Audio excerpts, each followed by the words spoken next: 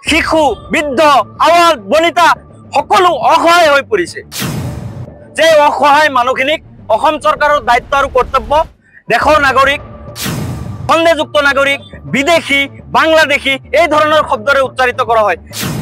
অধিকাংশই ভূমিহীন গৰাখহনীয়াত ক্ষতিগ্ৰস্ত নাগৰিক তেওঁলোক প্ৰকৃত অসমৰ বিশ্বনাথৰ বাসিন্দা। ৩০৭টাকৈ পৰিয়ালক নমকে জাপৰিগুৰিত আজি উচ্ছেদ চলাইছে। আজিৰ পৰা ১৫-২০ দিন আগতেই এই লোকসকলক নোটিছ দিয়া হৈছিলে।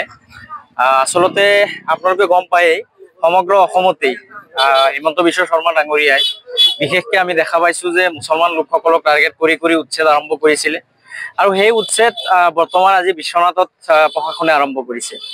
ইতিমধ্যে আমি পূৰ্বে উল্লেখ কৰিছোঁ, আমি সংখ্যালঘু সংগ্ৰাম পৰিষদৰ ফালৰ পৰা আমি পূৰ্বতে স্পষ্ট কৰি দিছোঁ যে এই ৩০৭টা পৰিয়ালৰ অধিকাংশ লোকেই কিন্তু ভূমিহীন। তেওঁলোক আপোনাৰ প্ৰত্যক্ষভাৱে বেদখলীৰ সৈতে জড়িত নহয়।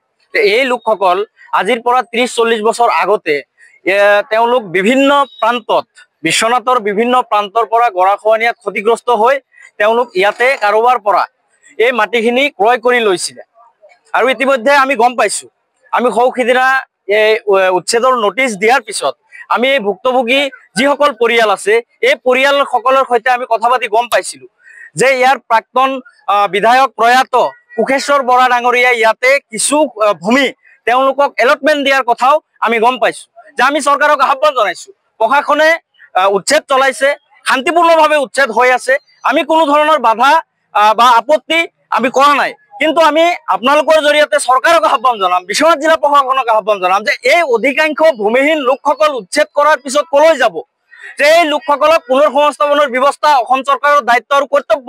জিলা প্ৰশাসনে এই লোকসকলৰ তালিকা প্ৰস্তুত কৰক। যিসকল ভূমিহীন লোক তেওঁলোকৰ ওপৰত তালিকা প্ৰস্তুত কৰি তেওঁলোকক ভূমি প্ৰদানৰ ব্যৱস্থা কৰিব লাগিব। এয়া আমি পূৰ্বেও দাবী জনাইছোঁ, এতিয়াও কওঁ যে শান্তিপূৰ্ণভাৱে উচ্ছেদ হৈ আছে। প্ৰশাসনৰ তৰফৰ পৰা আমাৰ ল'ৰাখিনিকো নোটিছ দিয়া হৈছে, লিগেল নোটিছ ইতিমধ্যে দিয়া হৈছে, কোনো ধৰণৰ বাধা যাতে দিয়া নহয়। আমি প্ৰশাসনক আহ্বান জনাইছোঁ, আপোনালোকক আমি অনুৰোধ জনাইছোঁ যে এই ভূমিহীন লোকসকলক চৰকাৰীভাৱে সংস্থাপন দিবলৈ আপোনালোকে তালিকা প্ৰস্তুত কৰি সেই লোকসকলক পুনৰ সংস্থাপনৰ ব্যৱস্থা কৰিব লাগিব। আজি গোটেই অসমতে আমি দেখা পাইছোঁ যে উচ্ছেদ কৰা হৈ আছে, কিন্তু উচ্ছেদৰ পিছত সেই লোকসকলক কিন্তু পুনৰ সংস্থাপনৰ ব্যৱস্থা কৰা নহয়। গতিকে দুৰ্ভাগ্যজনক বিষয়। মুখ্যমন্ত্ৰী ডাঙৰীয়াই এই লোকসকলৰ প্ৰতি সুদৃষ্টি দিয়ক। এই লোকসকল, এই ভূমিহীন লোকসকল উচ্ছেদৰ পিছত কলৈ যাব এটা ডাঙৰ প্ৰশ্ন হৈ পৰিছে।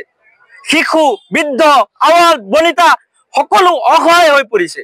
যে অসহায় মানুহখিনিক অসম চৰকাৰৰ দায়িত্ব আৰু কৰ্তব্য দেশৰ নাগৰিক ৰাজ্যৰ নাগৰিক তেওঁলোকক সংস্থাপন দিয়াৰ দায়িত্ব আৰু কৰ্তব্য চৰকাৰৰ আছে। তাৰ লগতে আৰু এটা কথা স্পষ্ট কৰি দিওঁ, আমি পূৰ্বেও স্পষ্ট কৰি দিছোঁ, আমি অসম সংখ্যালঘু সংগ্ৰাম পৰিষদে যে উচ্ছেদ কৰাৰ পিছত অসমৰ বিভিন্ন প্ৰান্তত আমি দেখা পাওঁ যে এই লোকসকলক, উচ্ছেদিত লোকসকলক বিভিন্ন ধৰণৰ অপবাদেৰে বিভিন্ন ধৰণৰ শব্দ প্ৰয়োগ কৰি অপবাদ দিয়া হয়। এওঁলোকক সন্দেহযুক্ত নাগৰিক বিদেশী বাংলাদেশী এই ধৰণৰ শব্দৰে উচ্চাৰিত কৰা হয়। কিন্তু প্ৰশাসনক অনুৰোধ জনাইছোঁ, এই বিশ্বনাথৰ এই ৩০৭টা পৰিয়ালৰ ভিতৰত অধিকাংশই ভূমিহীন গৰাখহনীয়াত ক্ষতিগ্ৰস্ত নাগৰিক তেওঁলোক প্ৰকৃত অসমৰ বিশ্বনাথৰ বাসিন্দা হয়।